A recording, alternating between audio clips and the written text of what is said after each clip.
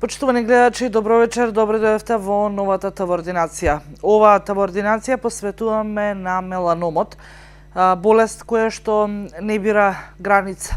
Знае да ги зафати и децата, но и повозрасната популација, но сепак кога станува збор за соодност на заболувањето помеѓу машката и женската популација, попогодени се жените. Југоистокот е еден од ризичните краишта во земјава каде што е поголема веројатност граѓаните да добијат меланом на кожа, односно карциномот на кожата. За што станува збор, кои се превенциите, како се лекува и што е она кое што треба да внимаваме, како сами да ги откриеме, кои се меланомите, односно бемките кои што сигнализираат дека имаме промена на кожата и структурата на самата бемка, се до лекувањето. Во продолжение предлагам да видиме дел од предавањето на лекарите Софија Пејкова, специјалист пластичен хирург, Билјана Ахтарова и Коста Пеев, кои што зборуваат токму за ова заболување.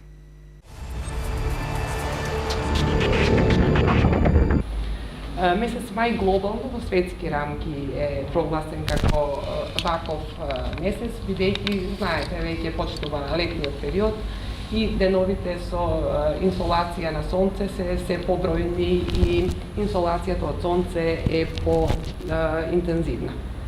Ние го започнавме месецот со учество на Скопскиот маратон, бидејќи пак од друга страна почнува да се јавува една фобија кај луѓето дека сонцето е премногу опасно. Значи, ние сакаме да покажеме и да докажеме дека доколку правилно и умерено се изложуваме на сонце, ништо не може да биде опасно. Затоа, нашата кампања е да бидеме заеднички, да бъдат победени меланомот и да бидеме поитри од него.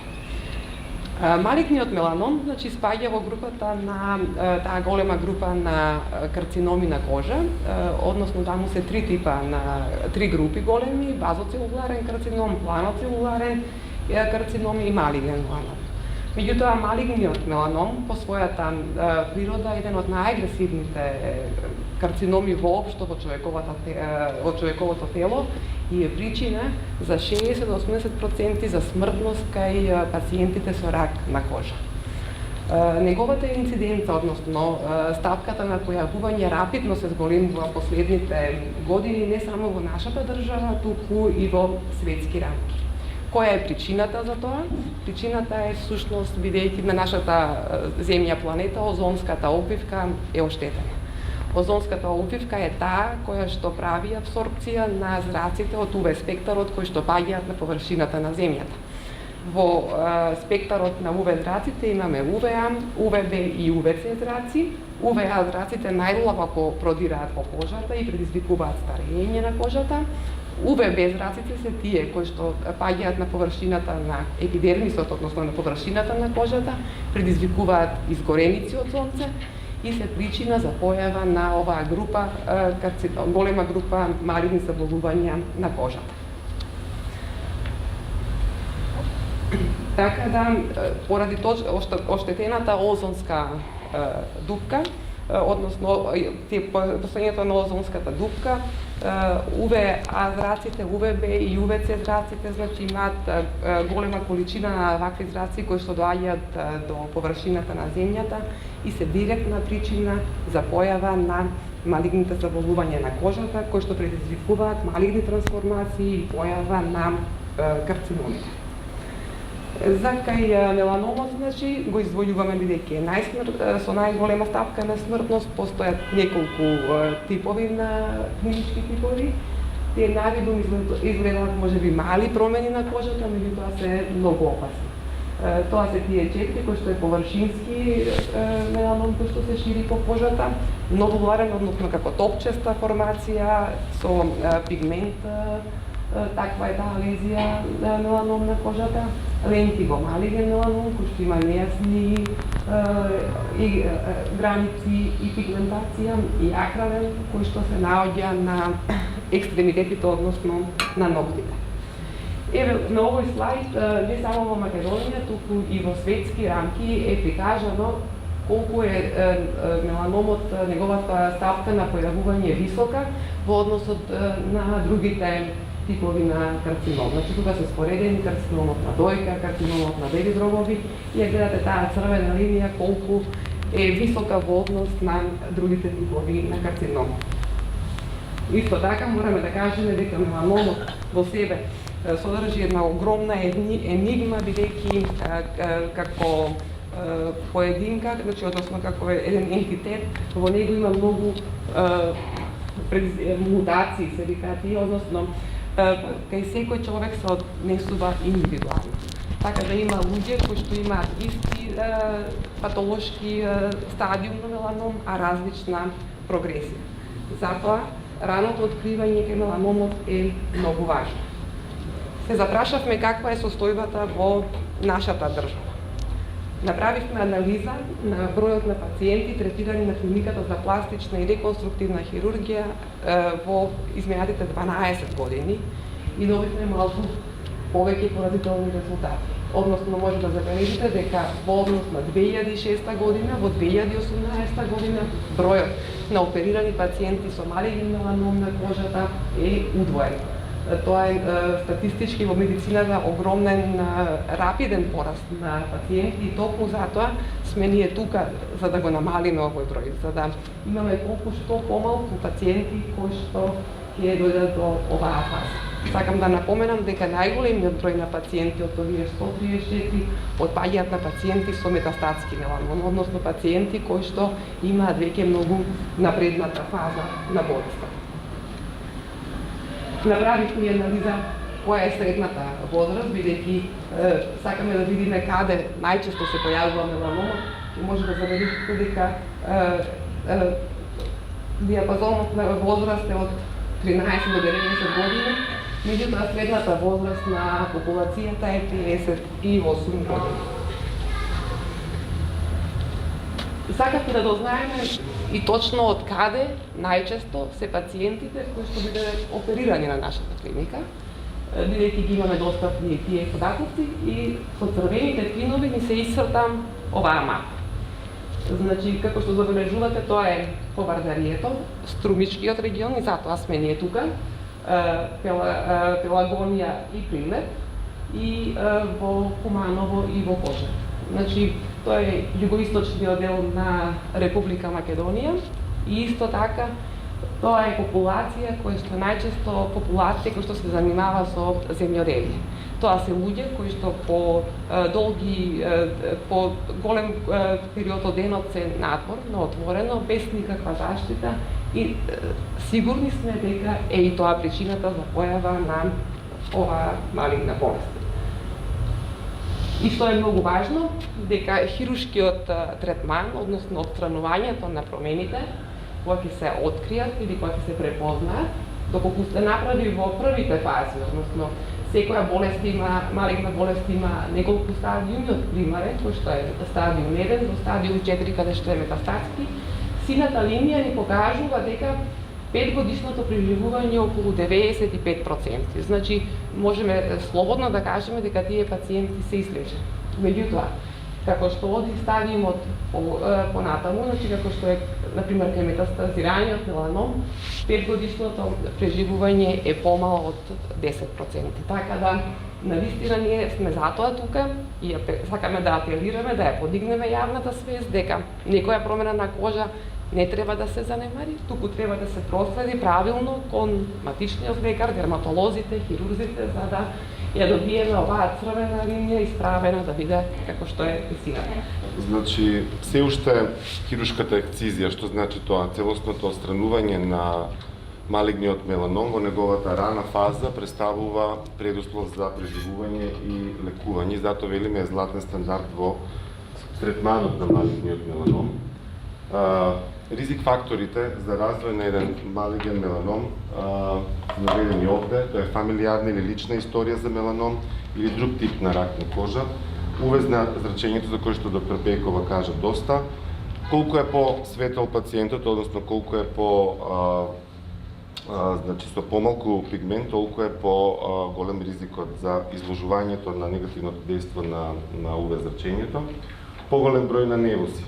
Морам да напоменам дека меланомот најчесто настанува на кожата и тоа на база на претходно постоечки младеж, односно БМК, знак лепота меѓу народот познато, но тој знак лепота некогаш знае да биде и проблем, односно да кошта живот.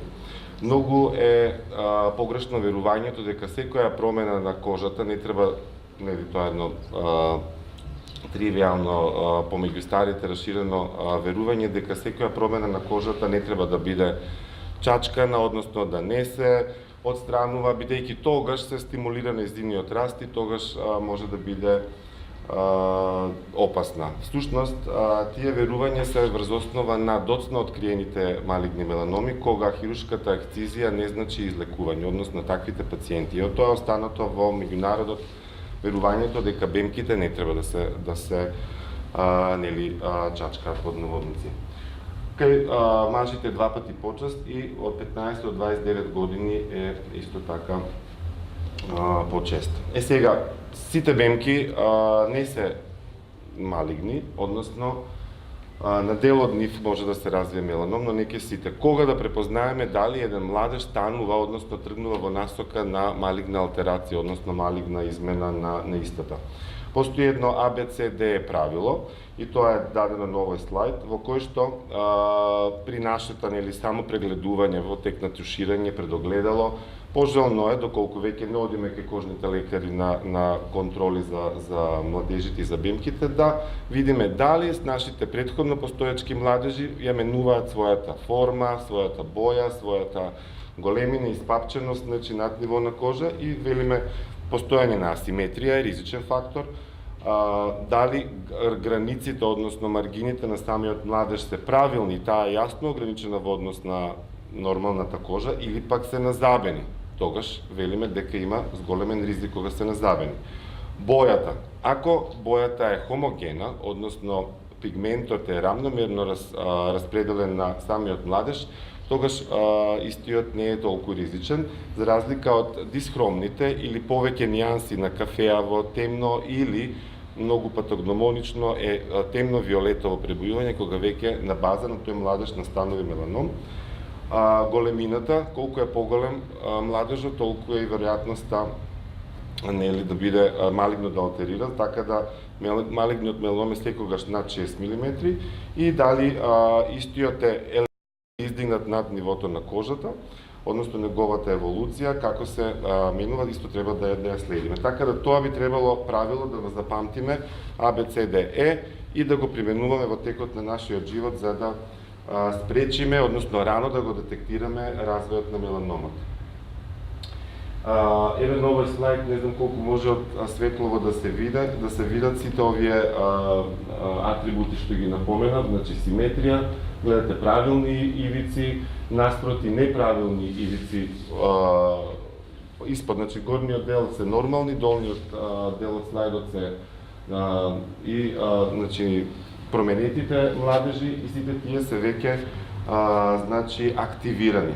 Самиот младеж, јас многу често на пациентите во амбуланти кажувам, младежите се како едни атомски бомби, може да експлодираат во текот на животот, но може никогаш да не им се случи ништо. За да го спречиме тоа експлодирање, треба да ги контролираме младежите и сами да се прегледуваме, а кога ќе постои сомнеш да се јавиме или кај матичниот лекар или кај дерматологот и тој понатаму да ве упати на соодветно лекување, бидејќи само хируршката ексцизија на рано откриениот малиген меланом значи 100% преживување.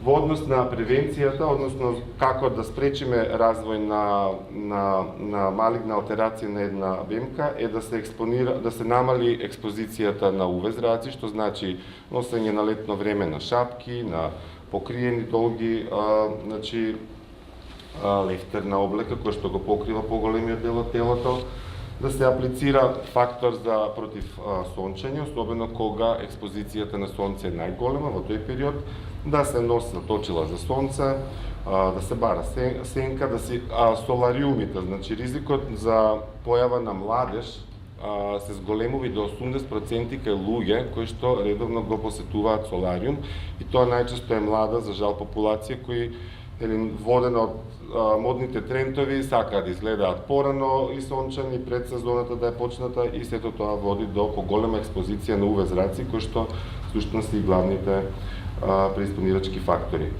И како што напоменав, само евалуација или само проверка и консултација со лекар.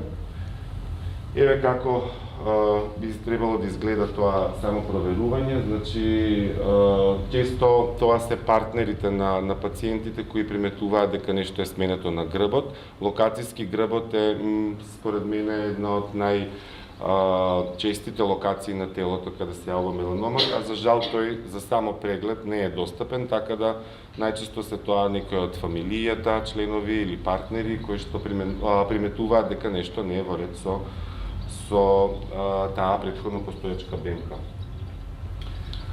Неколку интересни факти кои што не се многу сјајни, дека секој час во светот умира по еден човек од малиген меланома, на секои 7 минути се диагностицира нов.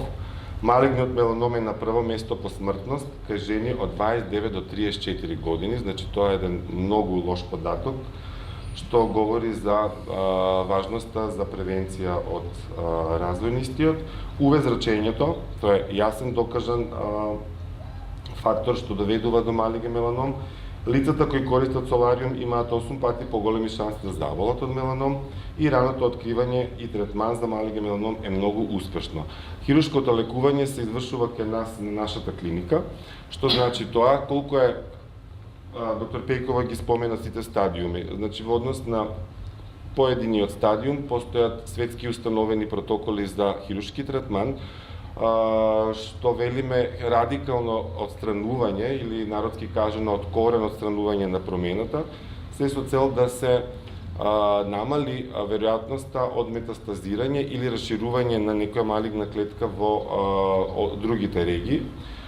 Кога треба повторно да се оперира, бидејќи најчесто метастазира во околните лимфни јазди, дали е тоа аксила, односно пазува или препонска регија, или може на неколку различни. Тога се уште ние како хирурзи можеме да помогнеме, но доколку се појават и далечни метастази, тогаш настапува на сцена еден онколог или радиолог, кога за жал, бидејќи нема соодветна типично таргетирана терапија за него, резултатите не се добри, ниту пак квалитетот на живот не е добар до крајот на животот. Така да, наш совет како лекари е да не се плашите да одите на лекар, бидејќи многу често постои една табу, БМК-те да се остават на мира и нив да не ги отстрануваме, туку напротив секоја промена да биде рано детектирана и раното хируршко третирање доведува до практично излекување на пациентот. После ова исцрпно излагање на моите колеги од Клиниката за пластична реконструктивна хирургија, јас би сакала вашето внимание да го задржам накратко со малку повеќе практични совети. Значи, она што би било насочено повеќе кон пациентите, повеќе кон оние за кои што сме сите денеска собрани, и дерматолози и пластични хирурзи. И затоа би го почнала моето излагање со мотото на овогодишната Евромеланома. А тоа е: борбата против ракот на кожата започнува во вашата глава. Мислам јас и моите колеги дека главниот проблем е токму тоа, несвесноста дека ние имаме проблем. И навистина поразителен е фактот дека се уште ракот на кожата е број 1 процентуално во сите во светот во однос на сите останати видови на рак, иако за жал тоа е пред нас. Значи ракот на кожата е единствениот рак кој што ние го гледаме. Меѓутоа, овде е главниот проблем, дека ние бегаме од проблемот, ние не сакаме да си признаеме дека имаме проблем, ние се плашиме всушност од она што ќе следи доколку навистина имаме рак. И затоа сите дени сакаме заедно да помогнеме во будењето на свеста на ракот за кожата, но овде јас би сакала, за да бидеме онака среќни сите, значи да направиме една симбиоза, да направиме една среќна групација, во која што ќе биде прво вклучен пациентот, потоа матичниот лекар, дерматологот, пластичниот хирург и се надевам доколку заедно и тимски работиме, нема да стигнеме до онколозите. Затоа кога доаѓаме до онколози, веќе сме изгубили битката. Главна и основна мета на сите нас денеска се пациентите. Значи, пациентите обично и не се свесни за она што имаат. И би сакала неколку практични факти околу тоа, секој пациент нешто да најде во ова приказна што е овде, што е она што го носи со себе, дали може би се наоѓа во оваа ризична група, на што треба да внимава секој пациент, па и ние сме дел од таа популација. Значи, пациенти кои што влегуваат во оваа ризична група се пациенти кои што имаат светла боја на кожата.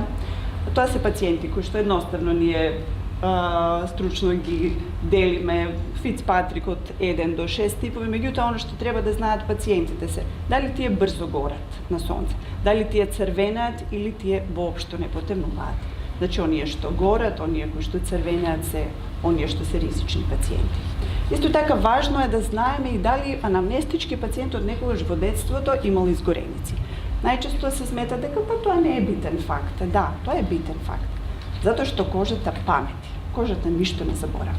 Значи, од првите денови на експозиција на сонце, таа постојано акумулира и на крајот може би и затоа пикот на малигниот меланом е токму во 6-та деценија, некаде по 58-та година од животот, како што рече доктор Пејкова.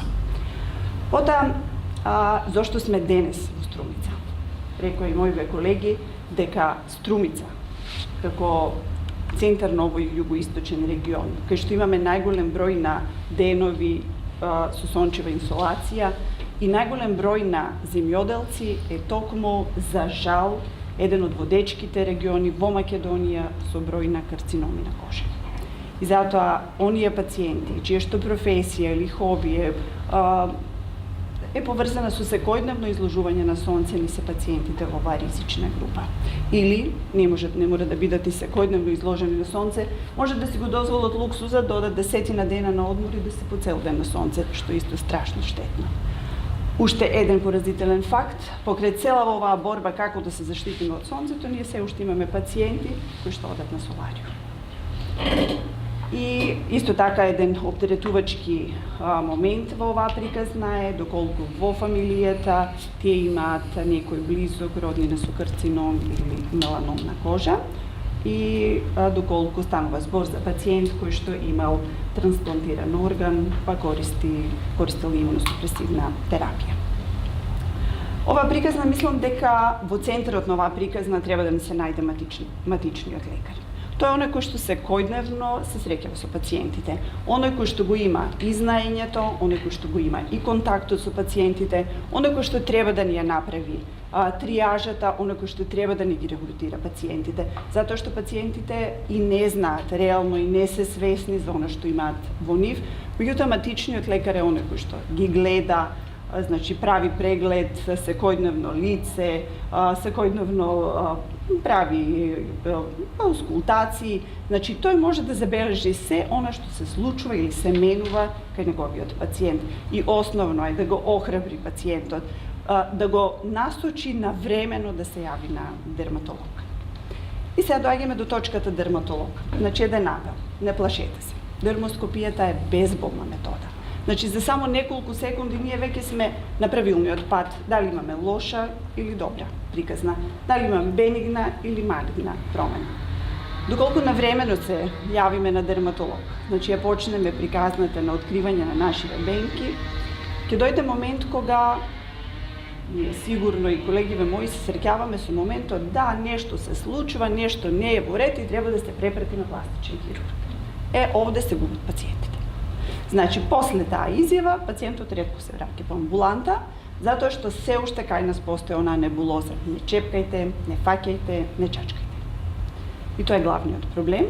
И мислам дека овде имаме прекрасна соработка со колегиве од пластична хирургија, дека тоа е една краткотрајна метода, безболна метода, буквално, која што може да ни го спаси животот, кој што може да ни го продолжи животот. И затоа ќе апелирам да не бегаме од ординацијата после добиениот упат за пластична хирургија.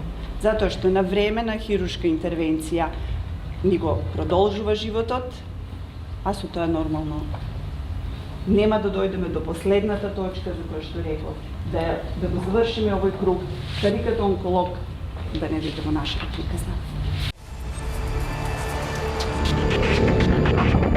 Ги слушавме Пејко Вахтарова и Пев за тоа што треба да се внимава и кои се ризик факторите, а секако изложувањето на сонцето, па бидејќи доаѓаат и топлите денови, лекарите препорачуваат носење на посветла облека, редовно мачкање со фактори и секако избегнување на движење надвор во период од 11 до 17 часот. Ние овде каде заокружуваме денешната ТВ ординација, се гледаме наредната недела со нова тема и нов гостин.